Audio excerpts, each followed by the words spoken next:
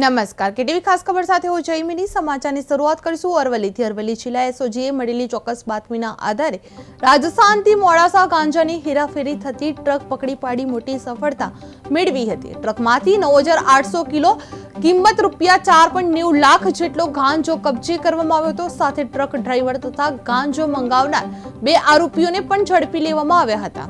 કેબિનના engine cover નીચે છુપાવેલો ગાંજો, truck pickup Dalu, mobile અને biscuit furniture સહિતનો કુલ ₹57.54 લાખનો મુદ્દામાલ જપ્ત કરવામાં આવ્યો હતો।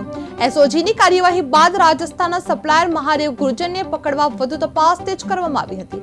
અરવલ્લીમાં એસઓજીનો ગાંજા રેકેટ પર્દાફાશ કરવામાં આવ્યો છે। ટ્રકમાંથી 9.8 કિલો ગાંજો જપ્ત કરવામાં આવ્યો છે। મોડાસાના 2 આરોપી એસઓજીના જાળમાં ફસાયા છે। ₹57 લાખનો મુદ્દામાલ ઝડપાયો છે।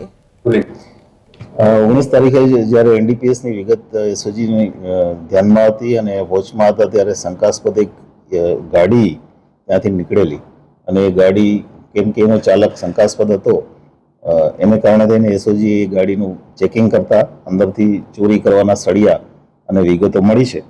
પછી એ જે ડ્રાઈવર હતો એની ડિટેલમાં પૂછપરછ કરતા એ ડ્રાઈવર રૂપસિંહ જે અગાઉ ડોક્ટરના મર્ડરમાં 14 વર્ષની સજા કાપી અને ત્યાર પછી ઘરફોડ ચોરીના ધંધામાં ઇન્વોલ્વ થયો છે। એની સાથે એક એનો સાથી પણ હતો જે ત્યાં જગ્યા ઉપરથી ભાગી ગયો છે।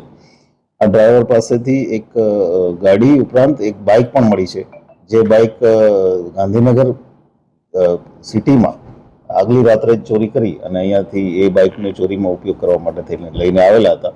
આમ શંકાના આધારે એક રીઢો ચોર એસઓજીએ પકડી પાડ્યો છે। એ હજી કારણ કે ક્લિયર નથી, તપાસનો વિષય બનશે કારણ કે એની પાસે જે થોડો ઘણો મુદ્દામાલ મળ્યો છે અમને, પણ મેઇન તો અમને હથિયાર મળ્યા છે અને એક બાઇક જે છે જે ગાંધીનગર ઓલરેડી તે જ દિવસે એફઆઈઆર દાખલ